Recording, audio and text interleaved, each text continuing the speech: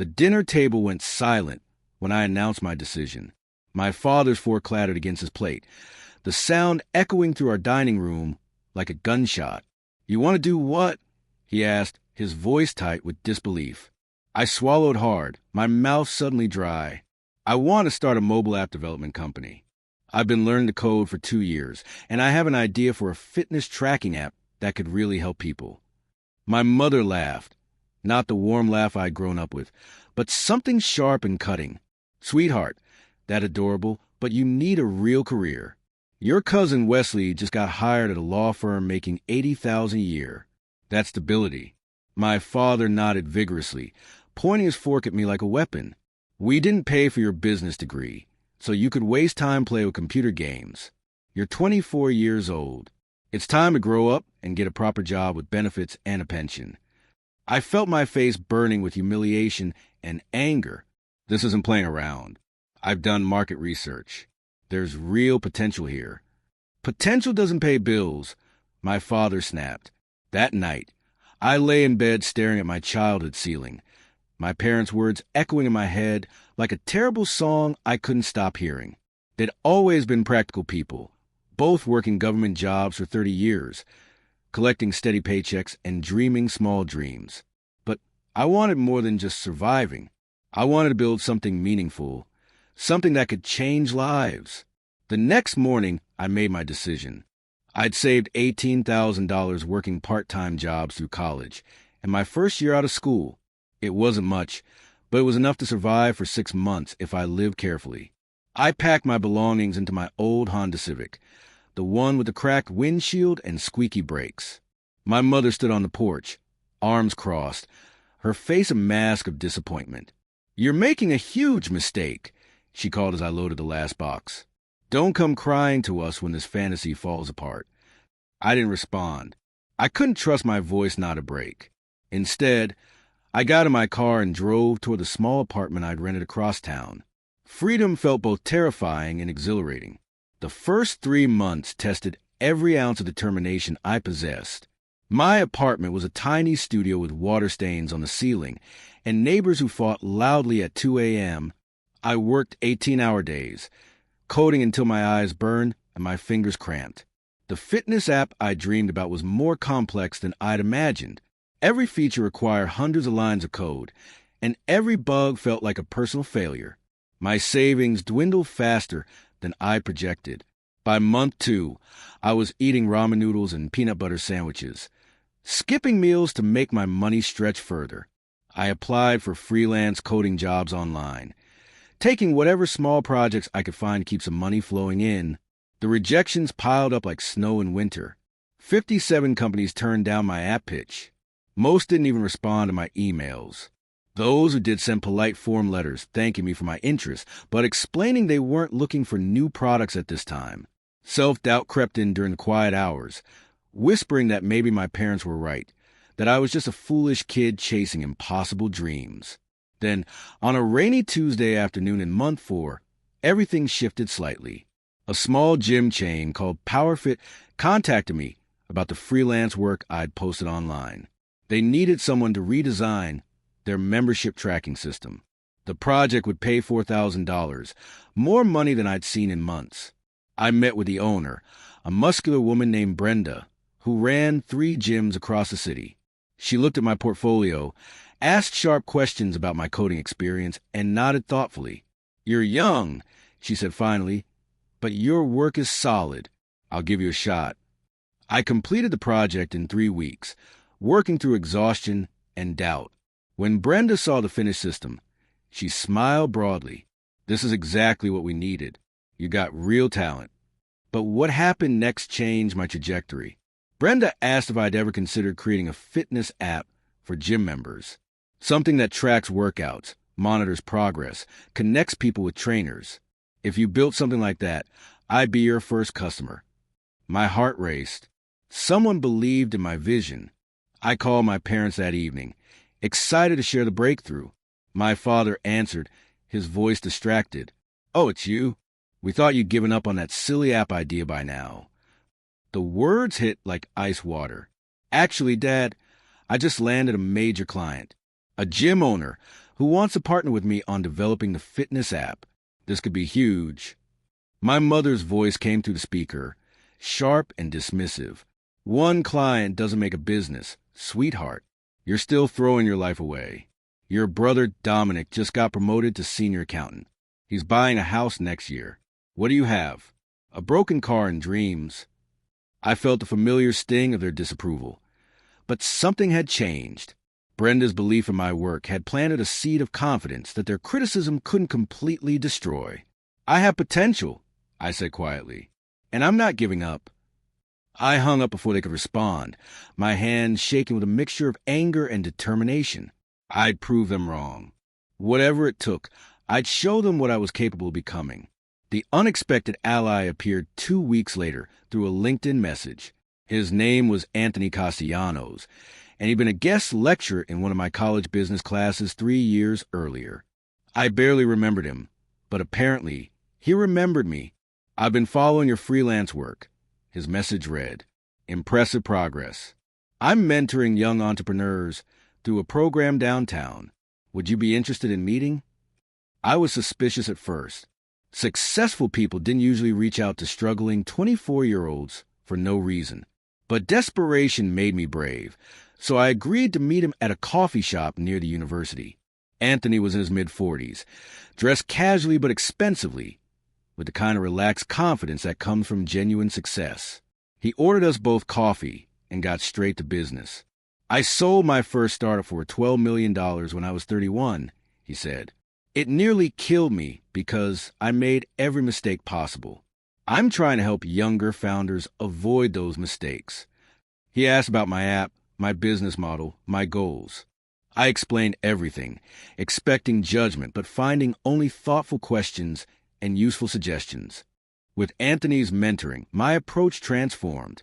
He taught me about user experience design, market positioning, and investor pitching. Your app idea is solid, he told me during our third meeting, but you're thinking too small. Don't just target gym members. Target everyone who wants to get healthier but doesn't know where to start.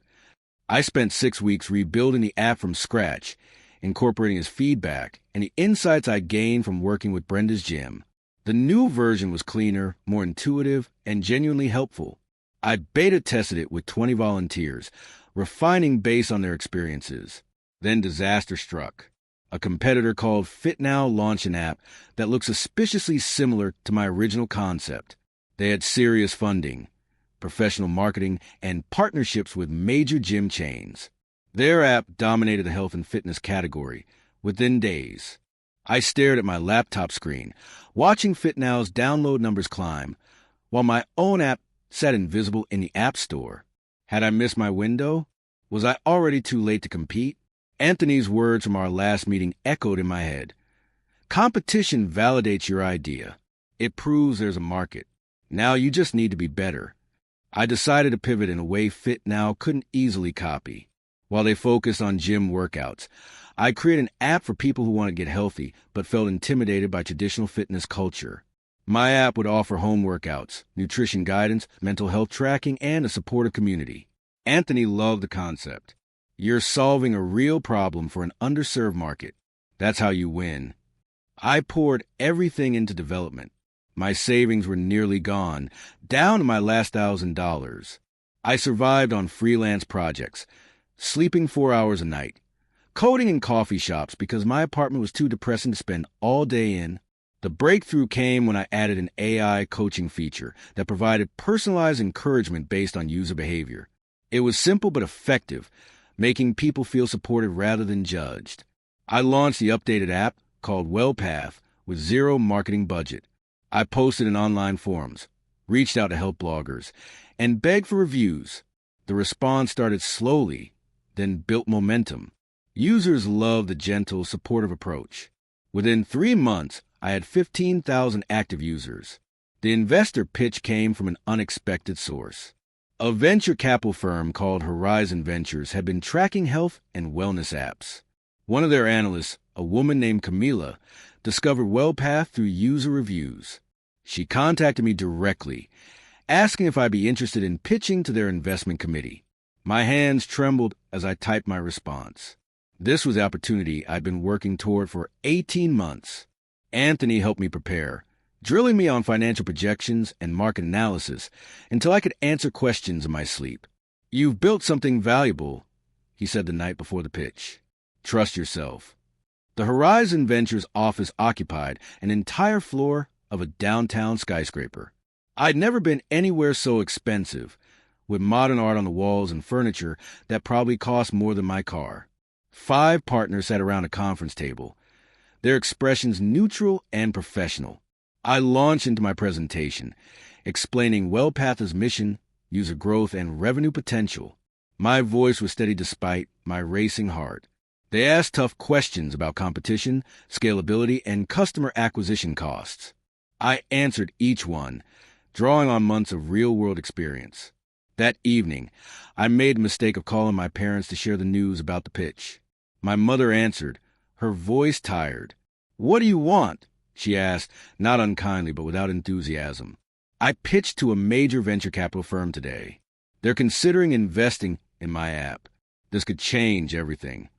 My father's voice came through the background. "Tell her this phase will pass. Everyone wants to be an entrepreneur these days. It's a fad." My mother relayed the message, adding her own commentary. "Your father's right. Honey, you've had your fun playing business person.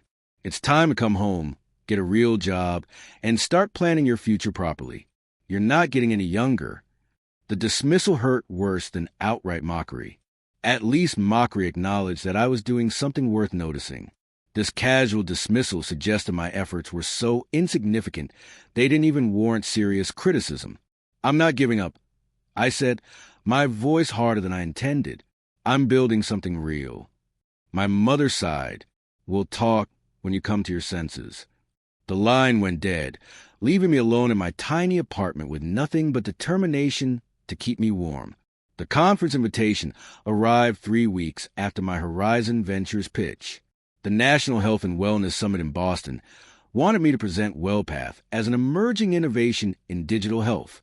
The registration fee alone was $800, money I barely had, but Anthony insisted I attend. "This is where partnerships happen," he said, offering to cover my registration. "You need to be visible." Boston in October was beautiful, all autumn colors and historic architecture. The summit was overwhelming, with hundreds of exhibitors and thousands of attendees. I wandered through endless booths, feeling like the smallest fish in an enormous ocean. But I forced myself to network, introducing myself to anyone who'd listen. On the second day, I found myself in conversation with the Chief Innovation Officer of Health Corp, a massive health insurance company. His name was Theodore, and he'd actually downloaded WellPath after seeing it mentioned in a trade publication. "Your approach to wellness is refreshing," he told me over terrible conference coffee. "Most fitness apps are all about punishment and shame. Yours actually feels supportive." We talked for 30 minutes about user engagement, health outcomes, and the future of preventive care. He gave me his card and suggested we continue the conversation. The connections I made at the summit opened doors I'd never imagined existed. Theodore introduced me to 3 other major health insurance companies interested in wellness technology. Within 2 months, I'd signed partnership agreements with all of them. They'd offer WellPath as a free benefit to their members, pay me a monthly licensing fee per active user. The revenue projections were staggering. If even 5% of their combined membership used the app, I'd be generating $70,000 monthly. Anthony was thrilled when I showed him the contracts. "You've built something with real enterprise value," he said, grinning. "This changes everything." Then Horizon Ventures called. Camila's voice was professional but warm. "The partners were impressed by your pitch and even more impressed by the partnerships you've secured since then. We'd like to offer you an investment of $2.5 million for 20% equity in WellPath." I had to sit down. $2.5 million. The number seemed impossible. More money than I'd ever imagined having access to. "What happens next?" I managed to ask. "We'll send over term sheets. Start thinking about how you'll use this capital to scale." I signed the Horizon Ventures deal on a Tuesday morning in December, 18 months after leaving my parents' house with nothing but determination and a dream. The money hit my business account 2 days later, and I stared at the balance on my phone screen, unable to fully process what I was seeing. With proper funding, everything accelerated. I hired a team, 2 developers, a designer, a marketing specialist, and a customer service representative. We moved into a small but legitimate office space with windows that actually opened and a kitchen that wasn't disgusting. WellPath's user base exploded. The insurance partnerships drove massive adoption, and organic growth from word of mouth added thousands of new users weekly. By month 6 after the investment, we had 240,000 active users across 17 states. Revenue hit $600,000 monthly. I was paying myself a modest salary, reinvesting most profits back into growth. My parents called once during this period, on my birthday. My mother's voice was strained. "We heard through your aunt that you're still doing that app thing. Your father, and I think you're being lucky, but luck runs out. You should have a backup plan." The shift in my parents' attitude was subtle but noticeable. My cousin Wesley, the lawyer they'd always held up as the gold standard, mentioned during a family gathering that he'd heard about WellPath's success. He'd told my parents the app was generating significant revenue and getting attention in business publications. Suddenly, my mother started asking indirect questions. "So this app of yours, how many people actually use it?" she'd ask during brief phone calls. When I told her we'd crossed 300,000 users, she went silent for several seconds. That's quite a lot," she finally said. My father's jealousy manifested differently. He started making comments about how I was probably just lucky, riding a trend that would inevitably crash. "These tech bubbles always burst," he'd tell relatives at family dinners I no longer attended. "He'll lose everything when the market corrects." But I could hear the uncertainty in his voice, the dawning realization that maybe, just maybe, I'd built something real. Then the phone call came that changed everything. It was a Wednesday afternoon, and I was reviewing marketing metrics when Camila from Horizon Ventures called. "I need you to sit down for this," Camila said, her voice carrying barely contained excitement. "Health Corp wants to acquire WellPath. They're offering $50 million. The office tilted around me. $50 million. The number was so large it didn't feel real. They see WellPath as a foundation for their entire digital health strategy," Camila continued. "They want to integrate it with their existing services and scale it to all their members. That's over 20 million potential users." My mind raced through calculations. After Horizon Ventures took their percentage and I paid capital gains taxes, I'd personally walk away with roughly $32 million. Life-changing money. Generational wealth. Everything my parents said was impossible. "What do you think I should do?" I asked, though I already knew my answer. "That's your decision," Camila said carefully. "But $50 million for an 18-month-old company? That's an extraordinary outcome. Most founders would take it." I thought about everything I had built, all the late nights and ramen dinners and moments of crushing doubt. Part of me wanted to keep growing WellPath, to see how big it could become. But another part recognized this as the opportunity of a lifetime. I didn't accept Health Corp's offer immediately. Instead, I spent 2 weeks in consultation with Anthony, my lawyer, and my small team. We reviewed Health Corp's plans for WellPath, ensuring they'd maintain the supportive, judgment-free approach that made the app special. They promised to keep the core team intact and invest heavily in development. My employees would receive bonuses from the acquisition, and Health Corp offered positions to anyone who wanted to continue working on the platform. Satisfied that WellPath would be in good hands, I accepted the deal. The paperwork was complex, involving lawyers, accountants, and more signatures than I'd signed in my entire life. The day the money transferred into my account, I sat in my apartment, the same tiny studio with water-stained ceilings where I'd started this journey. $32 million. I was a millionaire 30 times over at 26 years old. My parents still called occasionally, their tone shifting from dismissive to curious to something almost like respect. But they'd never apologize for their mockery, never acknowledged how wrong they'd been about my potential. I decided it was time to show them exactly what their doubt had motivated me to achieve. For months after the acquisition, I lived quietly. I moved into a nicer apartment, bought a reliable car, and invested most of the money conservatively. But I also started planning something special. My parents had always talked about their dream house. For 30 years, they'd driven past a beautiful colonial home in the historic district of our town. White pillars, wraparound porch, mature oak trees shading a perfect lawn. It was the kind of house that represented everything they'd worked toward but never quite achieved on their government salaries. Someday, my mother would say wistfully whenever we drove past it. Someday when we win the lottery, or your father gets that promotion. The promotion never came, and they never bought lottery tickets. The dream stayed a dream, something to discuss but never seriously pursue.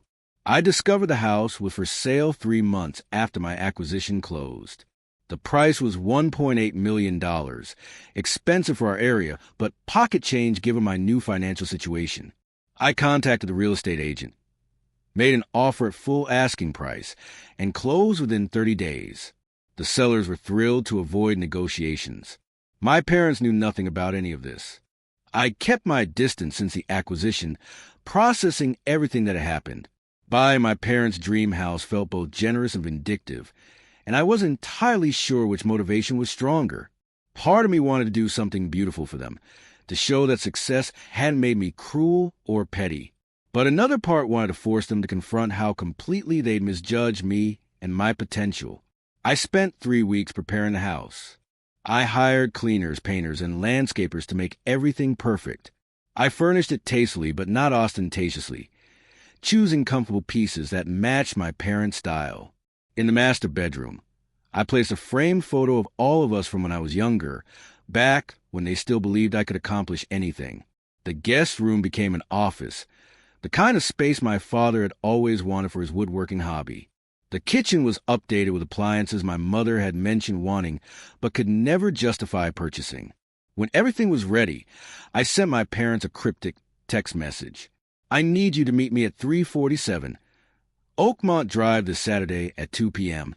It's important. My mother called immediately. What's this about? That's the address of that beautiful house we always admired. Saturday arrived cold and clear, autumn sunlight making everything sharp and bright. I arrived at the house 30 minutes early, my stomach churning with nerves. This moment had occupied my thoughts for weeks, and now that it was here, I felt uncertain about my decision. My parents pulled up exactly at 2 p.m., always punctual. They climbed out of their aging sedan, looking confused and slightly worried. The house stood behind me, majestic and perfect, everything they dreamed about for decades. "What's going on?" my father asked, his eyes moving from me to the house and back again. "Why did you ask us to come here?" I pulled the house keys from my pocket, the metal warm from my nervous grip. "I wanted to show you something. This house, the one you've admired for 30 years, is now yours." The silence that followed was absolute. My mother's mouth opened and closed without sound. My father blinked rapidly, processing my words. "What do you mean, ours?" My mother finally whispered. "I bought it. The deed is in your names. It's paid off completely, no mortgage. I've also set up an account to cover property taxes and maintenance for the next 20 years. My father's face went pale. They stood frozen on the walkway, unable to process what I just told them. The autumn wind rustled the oak trees, leaves swirling around us like pieces of a torn-up past. My mother's eyes filled with tears, but she didn't speak. My father's hands clenched and unclenched at his sides, his jaw working silently. "How?" he finally managed. "How is this possible?" I met his gaze steadily. "The app you called a waste of time sold for $50 million. After taxes and investor payouts, I personally made $32 million. This house cost $1.8 million, plus another $100,000 in renovations and furnishings. For you, it's a dream. For me, it was 5% of my net worth." The words came out harder than I'd intended, but I couldn't soften them. These were the people who'd told me I was throwing my life away, who'd laughed at my ambitions and predicted failure with absolute certainty. My mother started crying in earnest now, tears streaming down her face. "I don't understand," she said, her voice breaking. "You're giving us this house after everything we said to you?" "Yes," I replied simply, "because despite everything, you're still my parents." My father turned away, his shoulders shaking. When he faced me again, his eyes were red. "We were wrong," he said, the words seeming to physically hurt him. "About everything. Your app, your abilities, your future. We were completely, utterly wrong." My mother nodded, wiping her face with shaking hands. "We thought we were protecting you from disappointment. We've worked government jobs our whole lives, and we've seen so many people with big dreams end up with nothing. We didn't want that for you. So you tried to kill my dreams before they could disappoint me." I said, "Not quite a question." "We did," my father admitted, "and in doing so, we almost killed your spirit. I don't know if you can forgive us for that, but I'm asking anyway. We were wrong, and I'm so sorry." The apology hung in the air between us. Part of me wanted to stay angry, to hold on to the hurt they'd caused during those early months of struggle. But another part recognized that they'd acted from fear and love, however misguided.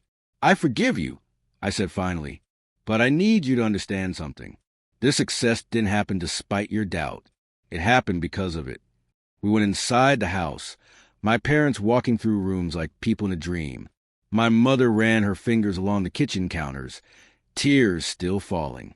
My father stood in his new office, surrounded by woodworking tools I'd purchased, unable to speak. In the living room, I showed them the investment statements I prepared. "Beyond this house, I've set up trust funds for both of you. You each have $2 million that will generate roughly $80,000 in annual income. You can retire whenever you want." My father sank into one of the new armchairs. "This is too much. We don't deserve this after how we treated you." "Maybe not," I agreed, but I learned something building WellPath. The app succeeds because it approaches people with compassion instead of judgment. It assumes the best in users, even when they're struggling. I want to extend that same compassion to you. My mother sat beside my father, taking his hand. "What do you need from us?" she asked. "Just honesty. And maybe, if you're willing, help me use this money to do something meaningful. I'm planning to start a foundation that helps young entrepreneurs who face the same doubts I did." Over the following months, my relationship with my parents slowly rebuilt itself on a foundation of honesty and mutual respect. They retired from their government jobs, moving into the dream house with a mixture of joy and lingering guilt. My father started attending therapy to work through his regret about how he'd treated me. My mother volunteered at a local business incubator, mentoring young people with unconventional dreams. I launched a foundation for emerging entrepreneurs, funding it with $5 million initially. We provided microgrants to promising startups, connected founders with mentors like Anthony, and created a support network for people whose families doubted them. The response was overwhelming. Within 6 months, we'd helped launch 37 businesses across 12 states. Some would fail, but others would succeed spectacularly. That was the nature of entrepreneurship.